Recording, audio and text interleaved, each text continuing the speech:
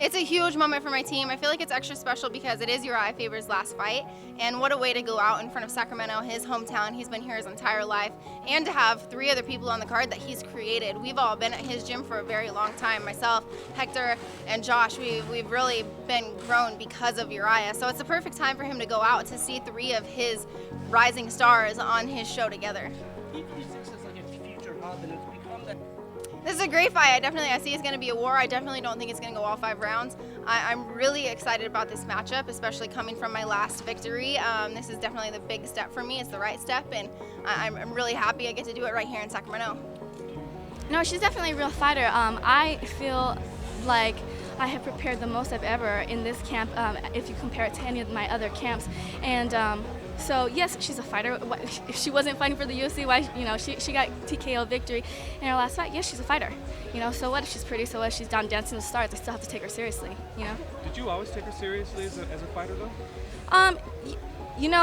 Yes, you have to take every fighter seriously. And as far as me calling her green and all that stuff, it's just me trying to be honest with myself and not trying to always be so politically correct and just being comfortable in my own skin and expressing how I feel. And it's true, she is green. I have lots more years of experience than she does. But just because she's green is not to say that I'm taking her lightly. Like I said, I've trained the hardest I've ever. Well, there's something that's part of my world where you have to push through adversity and do things when you don't want to do them. And I'm sure I'll have some of that in whatever phase I'm doing next, whether I want to go do some competition grappling or running or whatever I'm going to do, and in the business world and the personal life and whatever. But forcing yourself to get into a physical confrontation, a fist fight with another guy, when you're not really feeling up to it, I won't miss that much. But I'm still going to get in there when I feel like it. For me, the way I want to be remembered is just basically somebody that fought with a lot of heart and passion. I know that I was a world champion and a top contender my entire career, so I'm proud of being at the highest level for over a decade. But I think I'll be remembered for somebody that was an ambassador for the sport, somebody that helped build something bigger than myself, and also for the team. It's the team that I've been able to build and is having so much success. Just everything, man. I'm better than him on the feet, better than him on the ground. Tougher than him, endurance better than his. Everything. Me and him jump into a fire. He's hopping out of fire way before I am. I'll tell you that. Yeah. I'm way tougher than that kid. I'm gonna show everyone that. Is this an easy fight? No, not easy. It could go quick. I could take him out in the first. But I'm ready for 3 hard ones. I'm gonna get the finish. I will get the finish. I'd like to get a knockout in the first, but I'd say smart money is I choke him out in the second. I'm not gonna cut anybody down. He fought 2 guys that have never had an MMA fight before. So, me myself, I'm going to weight class to fight at 170. I'm looking forward to it. I'm prepared. I'm ready. Has there been any food products you can't rip? Like someone gave you a pineapple and you said, I can't do it. Like, has that happened yet? I haven't tried any other ones yet, but I'm sure there are. Next video. All right, thanks. There you go. Pomegranates. What'd you say? Pomegranates? Oh, there you go. Yeah, that tastes good. All right, thanks, everybody. Thank you. 2 questions from UFC.com.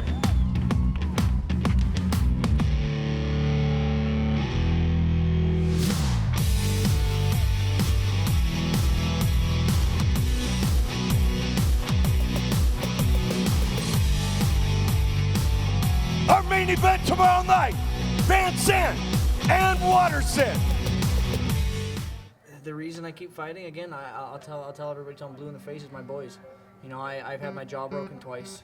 I was ready to hang them up, and then we had my first son, Jack, and I just got the itch again. You got to prove to your boy that you get up, keep moving forward, you don't quit just because you get knocked down, and it's just relit a fire. It's relit a fire. First of all, I love to fight. I've been fighting since before it was the cool thing to do. I started fighting in 2003, right out of high school. So, I love to fight. Now I fight for my family. I got bills to pay. I got a mortgage. I got stuff that needs to be taken care of. They got to eat. They need clothes. So, it's a fight for your family type thing now. I get to do what I love, fortunately, but it's for my family. How you feel? I feel good. Nothing like winning a fight in the UFC to make one feel good. I totally felt I mean, it's kind of part of being in the UFC. Fighting in this on this level and in this promotion. There's always a wonder if it's, if there's going to be a mess up, if it's going to be your last chance, and so. It's like I feel like a lot of people get here by fighting like they have nothing to lose, and then once you get here, you're like, oh man, I got something to lose now, and so it's always a little bit of a struggle to keep fighting like I have nothing to lose, and I feel like it gets harder every single time a little bit because, it just gets to be more and more, but I just embraced it. I embraced everything about it. I embraced the training camp and all the moments and the walking out, and I was like, I'm gonna love every second of it, no matter how it goes, and I'm glad that it worked out well.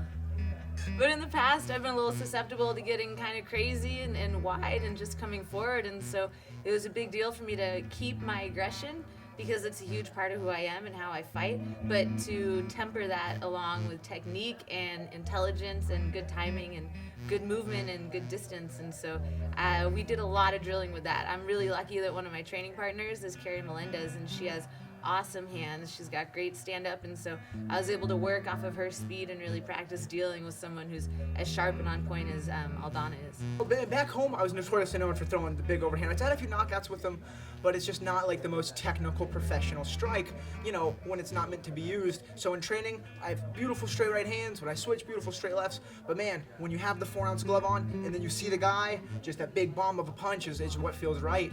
And I didn't practice him, but I threw him a lot. And man, this one was hard. He was moving back the whole fight, and it was hard to finish. It was hard to land flush when they're moving back so much. And then at the end of the first round, they were booing, and that broke my heart. So my game plan was to out kickbox, and we had so many high kicks and low kicks planned. But man, in the fight, it's such a vivid reminder how hard it can be to huck these kicks and actually hit him in the head without gassing or slipping or getting countered.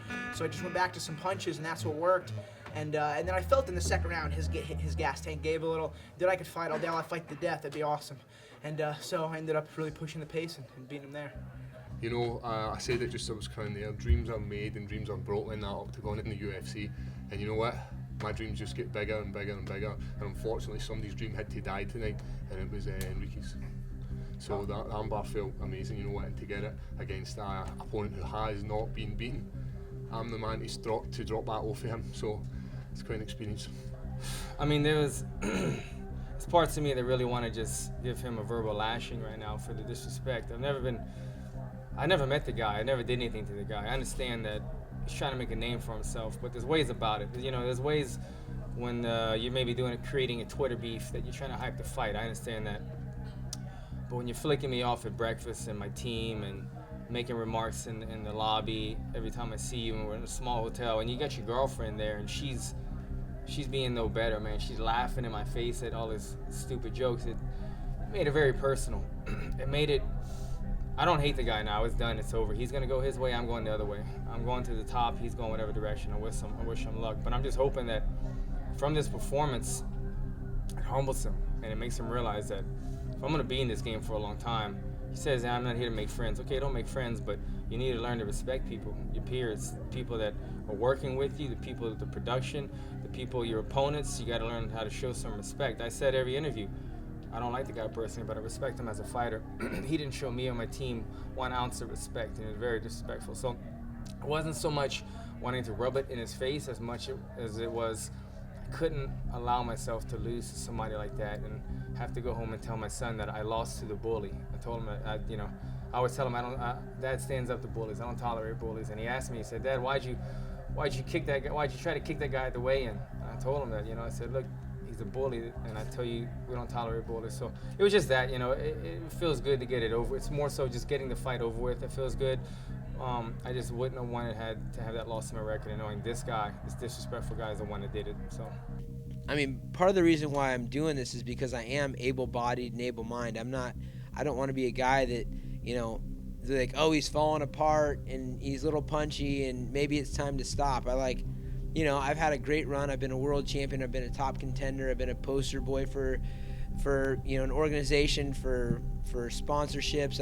I've been able to do a lot.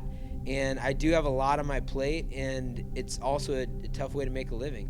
I'm getting in there every day and grinding. And this is my 4th fight this year, and no matter how you skin it, if you're in a camp, you have to make that your main focus, and I have a lot of things that I want to focus on. So if I don't draw a line and say I'm going to stop here, I'll keep going, and I'll keep going, and I'll keep going, because it's a great there's great margins in the fight game. It's a great experience. It's fun, even though it's difficult.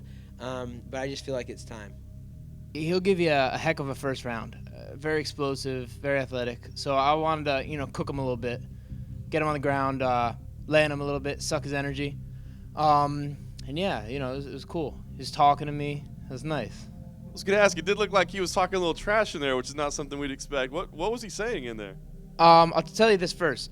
I had been, I wanted to play the bad guy a little bit for this. I was like, there's no way you'd be the nice guy with Sage. And, I want to talk, maybe get him to engage with me a little bit. And maybe make him step out of his character and, talk some crap maybe. And he didn't the whole time. I'm like, he's just such a sweet kid and he's not going to do it. But it came out in the fight. And, you saw how the fight went down. And I think that helped me. And so what he said was, when he stood up out of my guard, he was like, get up. And he was like standing right over me. I was like, no, why don't you come down? I thought your jiu-jitsu's better than mine, because he said that in the show. And then I got up. I was like, what, you tired? He's like, no, I never get tired. I got to say, I like Sage with an edge. And then when he blacked my eye and he cut me, and he was like, ooh, that looks good. Like he was talking some crap. I like that. I like that he came out a little bit. Michelle Waterson's a really good fighter. She used to be the atomweight champion of the world for Invicta, and that's a really big deal. So I know she's gonna go very, very far in this sport. I knew it was gonna be a big test for me. Gotta work on my jiu-jitsu apparently, so I'm gonna do that. But did she meet with your expectations as far as what she actually showed in the cage? When you said, she's green, she doesn't have the experience, but what was she like in the cage? Was she less tough than you thought, or did she meet your expectations? I think that me switching to southpaw really threw her off guard. And I think she looked at me and was like, hold up, that's not what we were getting ready for. And so it just kind of screwed with her head. And that was our game plan from the beginning. It was to just, stop her momentum, and being able and going southpaw did exactly that. Was getting to her back part of the game plan too? Did you think she was weak there with her defense? No, she's a great scrambler.